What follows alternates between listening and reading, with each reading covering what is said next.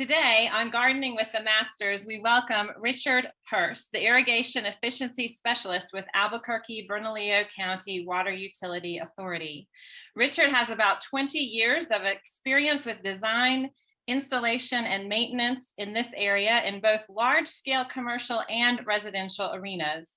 As the Irrigation Efficiency Specialist, his focus is on public outreach with residential and commercial customers about properly maintaining and improving their irrigation systems for overall landscape health. Whether his clients water with their hose or they are adding the newest technology and smart controllers, Richard is eager to assist. Richard is currently working on his master's degree in urban planning at UNM. And when I asked Richard the easiest way for us to conserve water, he said, the first and best thing to do is to pay attention. He says on average, people don't water their trees enough and they probably water their shrubs and their perennials too much. Today, Richard is going to walk us through understanding the main components that determine our watering choices, how much, when, and where, so that we can have healthy trees. All right, Richard, thank you for being with us today. You're welcome. Thanks for having me. One thing that I realized as you were talking that's not in my bio is I'm actually a former certified arborist as well. So I am excited to talk to you all about trees and how we should be watering them to maintain their health, particularly in this drought year and the coming drought years, and moving forward with climate change in general. So trees play an integral part in an ecosystem and provide the following natural resource benefits. They provide shade and cooling, diminishing the heat island effect, which disrupts weather patterns around cities and other areas with heat generating hardscapes. This shading and cooling can cut your energy use by requiring less energy spent to cool your home mechanically. Also, trees filter urban pollutants from the air and water while creating oxygen. And they not only filter chemicals and particulates, but also noise pollution, which we don't always remember that. Trees improve soils and help prevent soil erosion. Trees also provide valuable habitat for beneficial insects and wildlife. And then trees also mark the seasons and keep us attuned to changes. So trees also provide the following benefits. Trees help improve mental health and have been proven to reduce violence in urban and suburban areas. Trees can bring cohesion to a neighborhood visually and by creating a sense of community. Trees also can increase property values and increase business traffic.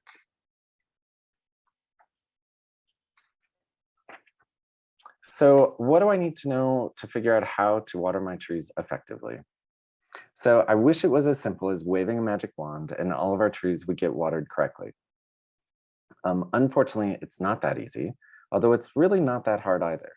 You just need to be willing to find some details out and maybe do a little math. In this program, I'll cover each of the bullet points and we should end up with time for questions at the end. And ideally 15 minutes or more so you guys can all ask away. So one thing I want you to think about is exactly where you live. We all live in the Albuquerque metro area, Sandoval County. But if you actually think about where you live, do you know if you have sandy soils, rocky soils, or clay soils? Or more than likely, you probably have a combination. So this slide here shows how water reacts to your soils. Water soaks into sandy soils much quicker than in clay soils, but it travels downward in a narrow pattern. In clay soils, the water travels much more slowly and spreads out in a much wider pattern. So why does this actually matter when we're talking about watering trees? So plants in sandy soils may need to have more drip emitters if you're watering with drip per plant, so the water is distributed more evenly in a root zone. And they may need to be watered more frequently, but for shorter amounts of time because the water could travel past their root zone rather quickly. Plants in clay soils, on the other hand, may need fewer drip emitters because the water spreads out more and will probably need watered less frequently, but for longer periods of time. The soils always need a chance to drain between waterings, so this allows oxygen back into the soil pores. And if your soil doesn't have a chance to drain and stays saturated, your plants will likely die from drowning. And unfortunately, often drowning plants look as though they're suffering from drought, or heat stress. And so people just continue to water more and more and make them die quicker through drowning. So how can you find out what type of soil you have? There are 3 methods you can use to figure out how you should be watering based on your soils. So the jar method is probably the most nerdy. To create a soil profile of your yard, take 6 small samples from around your yard and mix them together in a bucket. Add enough soil to a jar to fill it roughly halfway, and then fill the rest with water, making sure to leave an air gap at the top so it's easier to mix. If you add a little bit of like Dawn detergent, stuff will settle out quicker. Just don't add too much because otherwise you'll end up with a foamy mess. Cap it, shake it, and let it sit for a minimum of 24 hours and maybe as much as 72 if you have a lot of clay and silt. Once you have a separated sample, try to match the percentages. This will let you know how, if the water is going to drain faster because of the sand content or slower because it has more clay. Method 2 is to dig a hole the size of a coffee can or 5-gallon bucket. And method 2 isn't going to tell you what your soil is, it's going to tell you how to work with your soil to ensure that your plants are getting watered correctly. So method 2 is to dig a hole the size of a coffee can or a 5-gallon bucket. Fill the hole with a set amount of water, like a coffee can's worth or a 5-gallon bucket's worth, and time how long it takes the hole to drain all the water out. This will also give you an idea of what the soil is like and how you'll need to water. So if it's slow to drain, you know that you'll probably require less water. You'll probably require more water, but less frequently to keep that soil bank full of water. If you add too much water though, if it's slow draining, you will kill your trees by drowning. So the third method is to collect a soil sample and ship it off to get tested. And that way you can find out your mineral content as well as just the basic structure.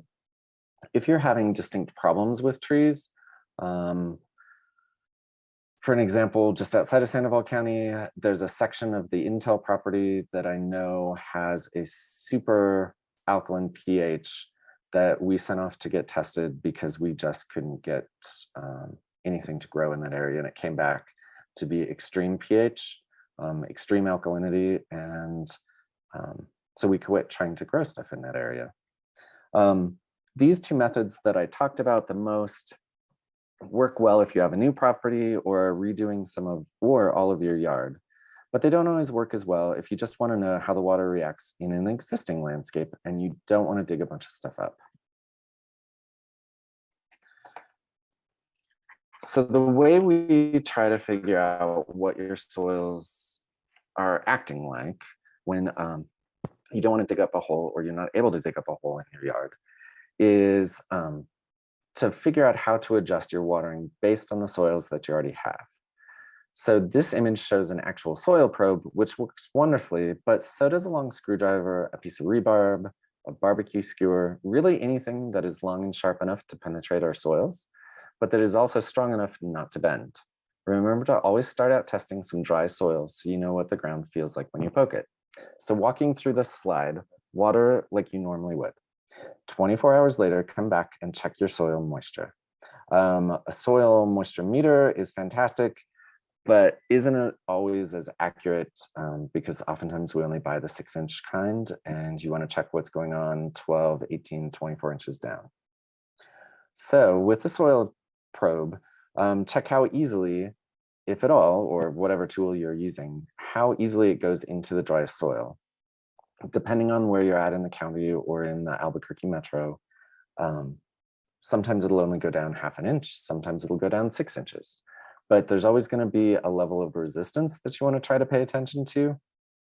So then also check the depth. Basically go into an area where it has been watered and ideally at the edge of the canopy or the drip zone. And in that area, go ahead and check and see how far it goes. So trees have feeder roots between 12 and 30 inches deep as an average. So your soil should actually be moist in that area. If 24 hours after you've watered, you pull your tool out of the ground and it comes back dripping wet or super muddy, like soppy muddy, you've probably been watering too much. And on a tree, if you can only get it in about 6 inches, you're probably not actually watering that tree enough. So this slide illustrates average root depths on 3 types of plants. Perennials will normally have roots that go down roughly a foot. Shrubs will often reach 2 feet, and sometimes a lot further if they're a native shrub. And then trees will usually vary between 1 and 3 feet deep. Oftentimes they will have roots that go down substantially deeper than that. With lawns, the root depth is 4 to 6. So overwatering lawns is often an issue that we see. If you have trees planted in a lawn, you may need to overwater your lawn semi-regularly to make sure that the trees are getting the root, like a deep enough pool that they're not just going to stay as surface roots. Trees that are on their own out in a field or out away from having anything underplanted, underwatering is usually the issue that we find. So feeder roots normally travel horizontally within the top 3 feet of soil, and they often do go deeper than that. Although the norm is to spread out horizontally, sometimes they will go much deeper vertically. There is very little hope that trees planted in the valley bed will consistently have access to natural groundwater. Anymore, it just doesn't happen for the most part. Some of the mature trees may have access because the water table was historically higher, and wild seedlings and suckers adapt very differently to conditions than nursery raised trees do. And that's something really important to keep in mind. Something that you grow from scratch, from a seed or from a cutting, will probably grow very differently and be very much more drought adaptive than nursery raised trees, no matter how long they've been in your landscape. So another question I get a lot is, where do I water my trees? That's a really great question. And the tongue-in-cheek answer that, if I'm feeling snarky, I will give is in the ground. Give it water in the ground. Don't give it water on its leaves. I mean, eventually it gets to the ground, but really you want to water as close to the ground as possible. So spray irrigation, trees in a lawn, spray irrigation is not the best. Having a system that puts the water at the ground level to begin with is much better. So this slide here illustrates 2 different views of the same thing. On the left side, you'll see an overhead view of a tree, and then on the right, you see a cutaway view. Both show the importance of watering inside and outside the drip line or edge of the tree's canopy. Feeder roots increase significantly near the drip line, extending out into the surrounding soil. So it is important to water past the drip line as well. So ideally you'd water about 1/3 of the way in towards the trunk along the drip line, and then that same distance at least going outward. And again, it's good when we have seasonal changes. So 4 times a year, check and see if the water that you're putting down is enough to support the tree, or if you're putting down too much. And that would be with testing the soil. So what kind of tree do I have? Knowing what trees you have and their relative water use is critical to making sure that you're providing the right amount of water. Pictured here on the right is a Chinese pistache, which is considered a low to medium low water user. The apricot in the middle is a medium to medium high water user, depending on the crop of fruit. And the silver maple on the left is considered a high water user and is no longer considered appropriate to plant in the middle Rio Grande Valley. So what does each of these descriptions actually mean? Well, if we look at summer months, assuming the trees are all basically the same size, the pistache as a low to medium low water user needs roughly 200 to 300 gallons per tree per month in the summer. The apricot as a medium to medium high user would be in the 400 to 600 gallon range, and the silver maple as a high water user would need anywhere from 800 to around 1100 gallons of water, depending on the winds and heat. They're susceptible to reflective heat as well, so that could increase their water usage. The silver maple potentially would use 3 to 3.6 times more water than the pistache does. So if you are having a hard time identifying your tree, you can always use a smartphone app, call another master gardener, or contact the extension office directly, and they can help you ID your trees. As master gardeners in training, you guys want to learn how to ID trees. So how much should I water my trees, and how often should I water them? These are the two questions that I get asked the most often, and they're sometimes the most difficult to answer without being on site. So how much water should I give my trees and how often should I water? They are very difficult to answer because all of the information that we've just covered affects how you water. The weather also plays an important part in deciding how much you water and how often varies on your soil and microclimates. Although there are some strategies and tools to help you determine how often to water. All right, so this is what we call the seasonal curve. And all plants, regardless of what type, have varying seasonal water needs. Most plants in the Middle Rio Grande Valley go dormant during the winter, requiring substantially less water. Conifers can be an exception to that, and they never go completely dormant here. Beginning in mid-February and going through early June, most of our plants require increased water as they put on leaves, flowers, and establish new growth. Keep in mind in February, they may not be growing above ground, but they're probably becoming active below ground and need some water to help get that started. Plant watering needs anyway, usually max out by mid-June and decrease from that point through the end of October. And we call this ramping down. So this seems counterintuitive to most everyone because we remain very warm or downright hot in July, August, and September. But majority of the plants have reached their main growth and are beginning to slow down in preparation for the fall and winter. Doesn't mean you can stop watering them, just means that this time of year, I might not increase, like after June, I may not increase my watering time or the gallons that I water through July, August, and September, because it may be going past where basically we may be overwatering at that point and the trees aren't necessarily able to use it as efficiently as they would in the earlier part of the year. So again, most people can relate to grass lawns, and I know this talk is about trees, but I'm going to talk about lawns for a second. If you aren't adding fertilizer regularly, will slow their natural growth substantially by July. So if you're not fertilizing your lawn, they can be a really good indicator of when it's okay to start adjusting your water down if we're not crazy hot.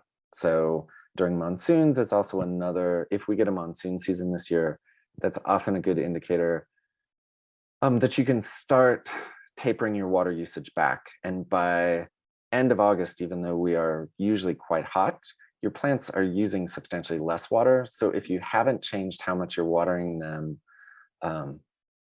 from June to the middle of August, you're almost guaranteed to be watering too much. So for practical matters, this means that you can start cutting your times and frequency back. But where paying attention comes into mind, watch your trees, watch your shrubs, check and see what they're doing and how they're reacting to any changes that you give them in your watering.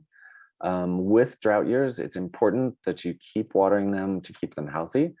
And with super high temps, you may get a lot of wilt in the afternoon, just like I'm well insulated and I get very wilty in the afternoon and I want to take a nap in the middle of summer. Your trees and other plants may do the same. So a better indication to see how your plants are doing with the water that you're giving them is to check them early in the morning, check them around 6 or 7. If your plants look wilted at that point and you know you're not overwatering, that's a good indicator that they are going to need a little more water, that they just aren't getting quite enough and they're losing more than they're gaining throughout the day. All right, so this slide is a crazy slide. This is a spreadsheet that shows you the mathematical way that we figure out how much water to give your plants. Again, it's math. It doesn't necessarily consider all of the different things going on in your yard, but this is the kind of tool that we use. Basically, it generates a formula that's based on your soils, the type of plants, the ET rate or the evapotranspiration rate, how much water your plants are losing during the day. To come up with that number, which is how I came up with the numbers for the pistache, the silver maple. So I am always happy to tell our ratepayers, our customers, like normally a tree this size of this variety is going to use, say, 600 gallons per month during the middle of summer. But your specific tree on your site may not use as much, or it may need to use a little bit more because it gets more wind than I realize when I'm talking to you. So anytime that you see an average usage for a tree, you may have to make some adjustments, but it's a good place to start. Also, we don't ever expect anyone else to play with spreadsheets like this because they hurt your brain after a while. So instead, on our website, we offer this tool, which is our watering chart. And it was put together with multiple professionals, one who is actually on this call right now, to come up with a frequency and a depth. So the way this chart works, and it's available on our website, the 505 Outside, is you can go by season and look to see roughly how many times a month or a week that we recommend watering and how far the water should get inside your soil.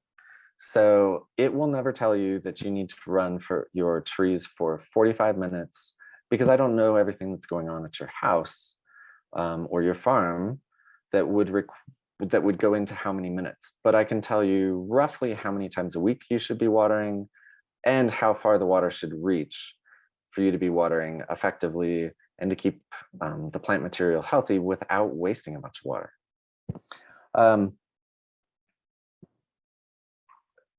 So again, you'd want to check your soil, test with a probe or a barbecue skewer or something like that. Also, this chart covers mature plant material. It doesn't cover newly planted material. If you are using a contractor to do any planting, I would talk to them about what they recommend. I would also contact us or another master gardener to see what they recommend for new plantings. Because again, a lot of it's going to depend on the time of year and the type of soils that you're planting into. All right. So what is the best way to water my trees? And this is actually one of the questions I get asked frequently via email. And that one's really hard to answer via email because I have no idea what people's yards look like.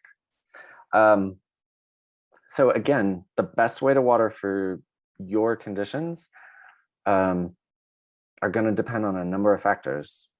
So these are probably the three most popular ways, other than just hand watering with a hose, to water. So I'll cover these because if you're fielding calls from customers or from folks in the community, you're going to get questions about drip emitters. You're going to get questions about bubblers. You'll also probably get questions about inline emitted line, which within the industry is kind of like Kleenex or Xerox.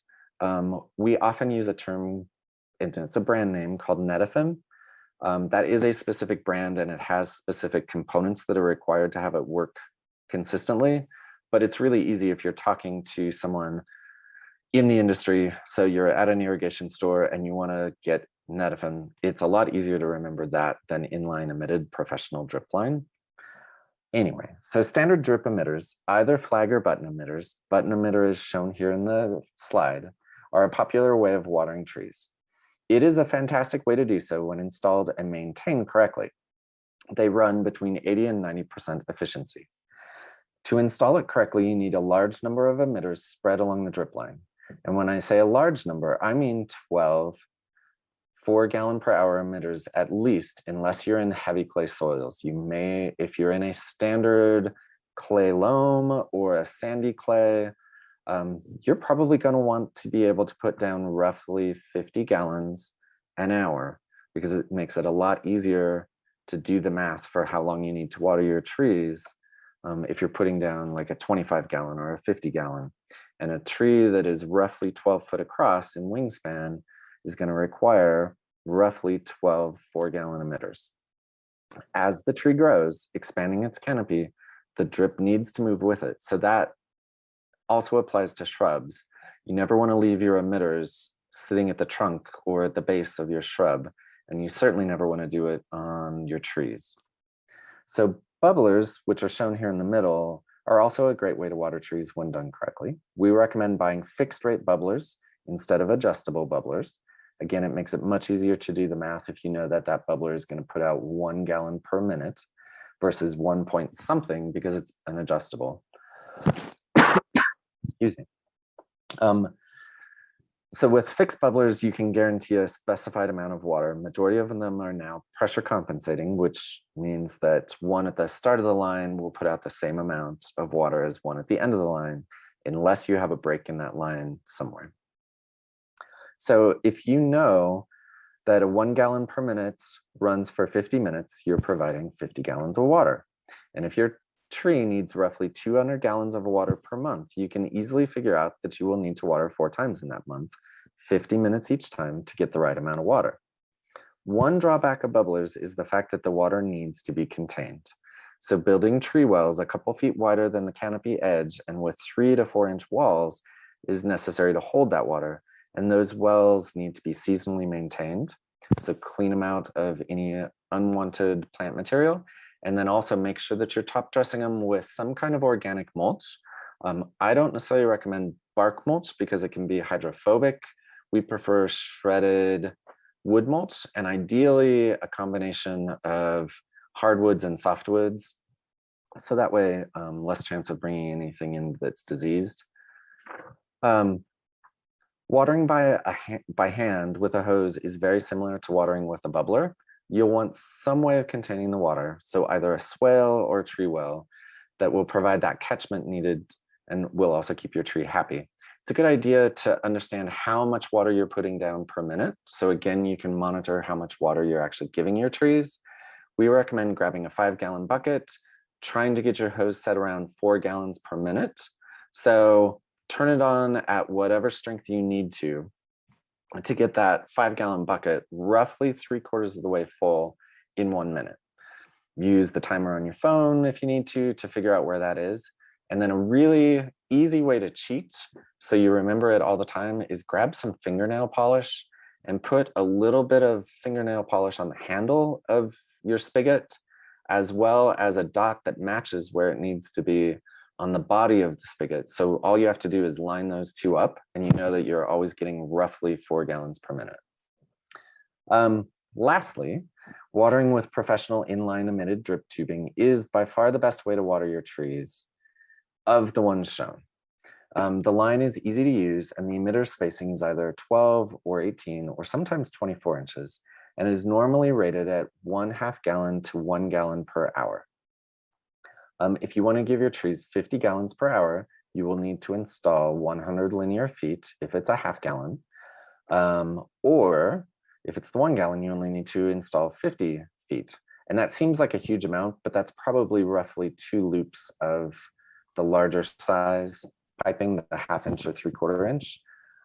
The piping can be used either subsurface or on the surface, either way. Technology for them is great and they don't usually clog anymore like they used to years and years and years ago. Richard, before you go on, I want to say thank you for explaining irrigation different items. I had a question come in, I think from the 505 outside slide, about asking if you would explain the fall watering schedule there. Sure, let me go back.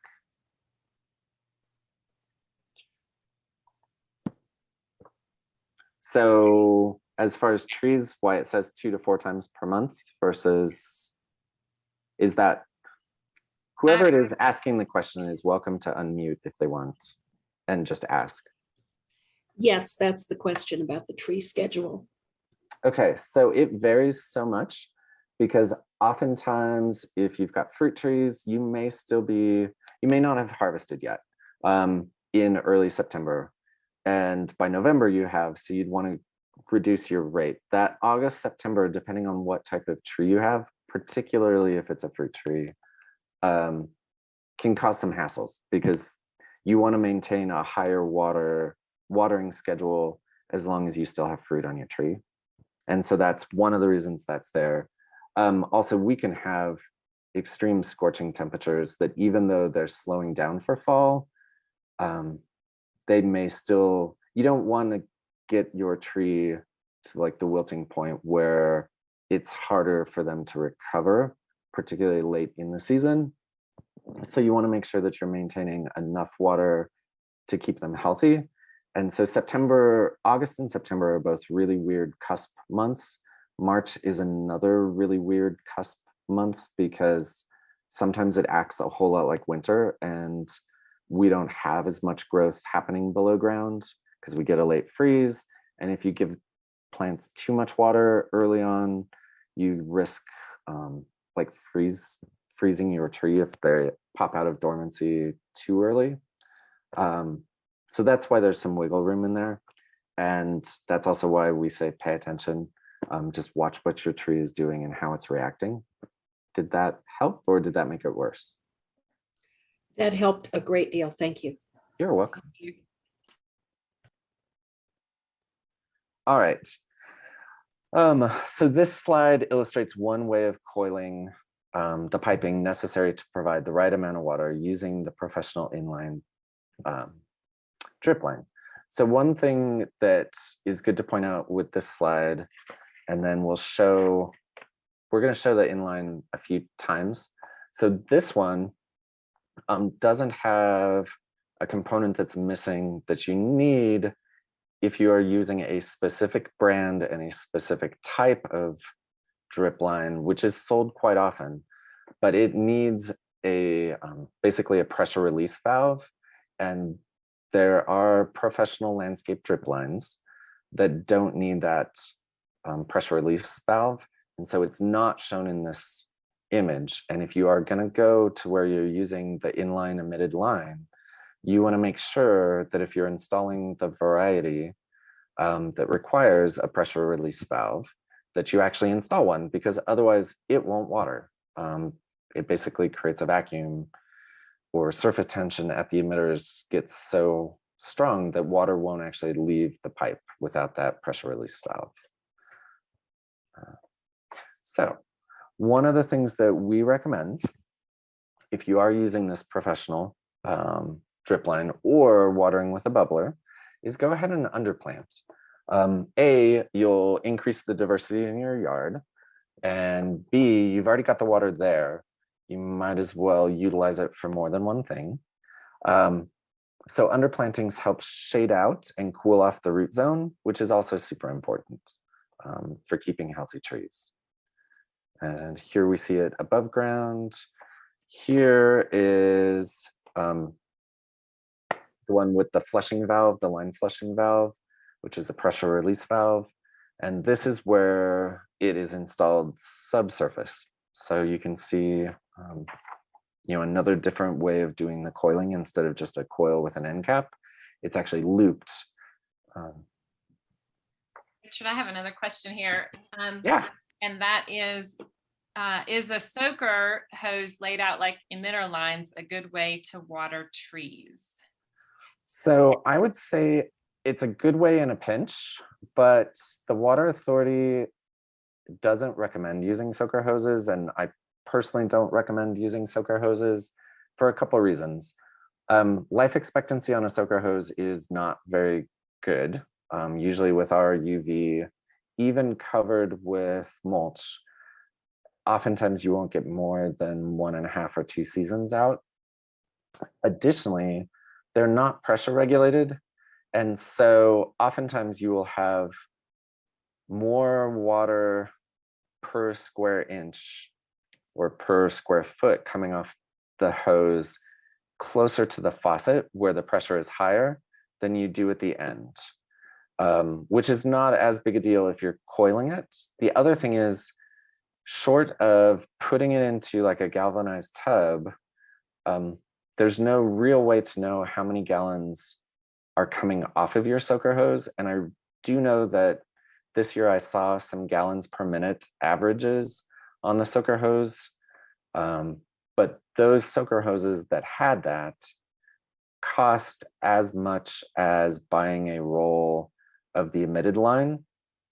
And it's very easy to attach the inline emitted line to a hose. And so if, because you don't have an in-ground system and you're using hoses and potentially hose timers, and so you want that flexibility of a soaker hose, you can get that same flexibility using the inline emitted line, and often for a very similar price. So they attach to couplers that then hose fittings can attach to, and you can attach it directly to your spigot or to a run of like the 1/2 inch or the 3/4 inch poly to get it to where you need to go. And so I much prefer those. They also usually will last even above ground with no mulch covering. They will often last 5 or 6 seasons. And if they are covered with mulch, they can last as many as 10 pretty regularly. So did that answer that question? Yes, it did. I have a question, follow up. When you say 5 to 6 seasons, are you talking about 5 to, what do you mean by seasons? So a growing season. So basically every year. I tend to say seasons, sorry. Thank But you. yeah. All right. So on this slide, we see a water well with a bubbler fed by a garden hose. I'd love to see this well a little bit wider than the canopy. This one is smaller than the canopy, but it looks to be about the right heights. It also appears to have some wood mulch, which will reduce evaporation and help regulate soil temperature at the root zone. Ideally, I would want to see substantially more wood mulch than just the little handful that's there. And particularly for fruit trees, I guess I would recommend putting a layer of compost and then the wood mulch, or getting one of the compost wood mulch combination products that are available in bulk locally from local composters. I was about to say manufacturers, but that's not right. And then this is the bubbler that's actually shown, and it's on the right-hand side close to the hose. Those are actually bubblers that we don't recommend for use, but it was what was in the photo. So that's actually called a shrubler, and they are adjustable. And you will find that the Water Authority doesn't necessarily like adjustable things because we want it to stay regulated and be the same all the time. So over time, this one may start out putting out 3 gallons per minute, but it may start to clog, or it may go the other direction. And instead of having it set for 3 gallons a minute for 45 minutes, putting down what you think is the right amount, over time it starts putting down 5 or 6 gallons per minute, and you don't adjust your time. So you end up overwatering and wasting water. All right. So this slide shows 2 methods of passive rainwater collection that can be used effectively with other watering techniques. So I don't have a slide of soil sponges, but we highly recommend looking up soil sponges. I would actually recommend poking around the Arid LID Coalition website to check. They should have some specs on soil sponges there. But those in combination with regular irrigation or passive rainwater collection to help supplement that's the best method and is fantastic. So both of these slides show both a drawing of a broad sweeping berming or berm, which helps capture the water as it flows down a slope. And then on the right-hand side, it's a photo of the same concept. But any water that you can collect through passive rainwater collection will help your plant material out. And majority of folks are not going to have rainwater only plant material. Some folks do. So I tend to recommend this as supplementing the irrigation so you don't have to use as much of potable water to do your watering. Richard, I have another question before you go to this slide. And that is a question about inline emitters around trees that are by walkways, where the walkway is covered by the canopy of the tree. How do you recommend protecting those lines? Well, I would go, so depending on how wide the walkway is, and if you have landscaping on the other side of the walkway. So if it's a sidewalk with a street curb, that's very different. But if it's in a yard and you've got the sidewalk up to the main entrance or that kind of situation with a tree beside it, you can extend your drip on the other side. Your tree will have roots and feeder roots that extend substantially further than the edge of the canopy, but for visual ease of teaching people where to water, we usually say go like a third of the way in towards the trunk and a third of the way back outside, but you can go substantially further than that and your tree will benefit from it. So I know of trees that have sent roots like 70 to 100 feet from their trunk to get water. So they will, I'm not going to say they will do whatever it takes to get water, because obviously we have a lot of trees die in our town or in our area. But in general, they'll be able, if you provide a water source that's a little further than you think is necessary, they will figure out how to get there. Thank you. Yeah. So anybody that has driven around the Albuquerque Metro, Rio Rancho, Corrales, whatever, Middle Rio Grande Valley this year, should, if they're paying attention, will have noticed that we have a substantial number of conifers struggling. And we at the Water Authority sometimes refer to or treat conifers as though they were the canary in the coal mine, because they often show drought stress before other plants, or they show very visible drought stress that's easy to recognize before other plants get seen and recognized. So the two biggest issues that we have with conifers in the Middle Rio Grande Valley are the wrong tree choice. Great example is a blue spruce. They don't do well at lower elevations at all, and particularly in drought situations, and they require substantial amounts of water to thrive. The other big issue that we see is that folks stop watering in the winter. Oftentimes it is recommended, and as the Water Authority, we recommend, if you've got an in-ground system, that you turn it off during the winter. That doesn't necessarily mean stop watering during the winter. And this last year, we tried to do an educational campaign to get people to continue watering their trees during the winter with a hose. Conifers do frequently slow down in the winter, but they do not go dormant for the most part. We don't grow larches here. They are one that go dormant. So they need to continue to receive regular watering during the winter. In a native habitat, they would frequently receive snow and rain during the winter and have evolved based on those needs. So winter and spring winds will also dry out conifers really quickly. So it is important to make sure that your trees are getting a little extra if you live in a particularly windy area. Conifers can also be slow to respond once they are stressed, particularly when they are experiencing drought stress. So it is best to understand your plant needs and don't allow them to get stressed. If they do become stressed, react right away. Don't ever go into the, I'm just going to wait and see. It's a pine, it'll be okay. Because that pattern, usually the trees in our area don't recover if you are taking a wait and see attitude towards it. And then what happens if I have fruit trees? So fruit trees are definitely an asset to any landscape, particularly if you or your neighbors, including your birds, are going to use the fruit, but they do take a little extra work.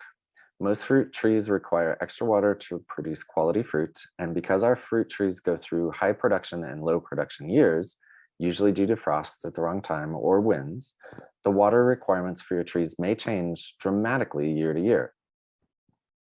Most apples, traditional pears, and apricots can all do well on lower amounts of water once established to stay alive and remain healthy. Although if they set fruit, you will need to increase their water.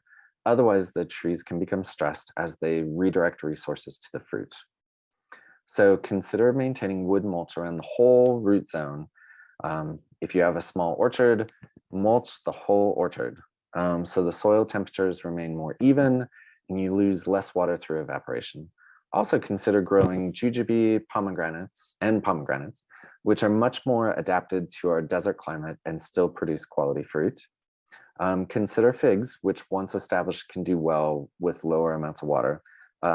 If you've never tried to grow a fig in the Middle Rio Grande Valley, there are lots of there's a number of figs that are cold tolerant, but very rarely do they stay looking a single trunk tree? They often turn into fig shrubs because they die off to the ground every year for the first few years. And that's not true of all figs, but majority of the figs that I've run across have died off to the ground. The roots stay alive, they send up new shoots, but you end up with what looks like a shrub instead of a tree. So this was kind of the rapid, 45-minute version of how to water trees.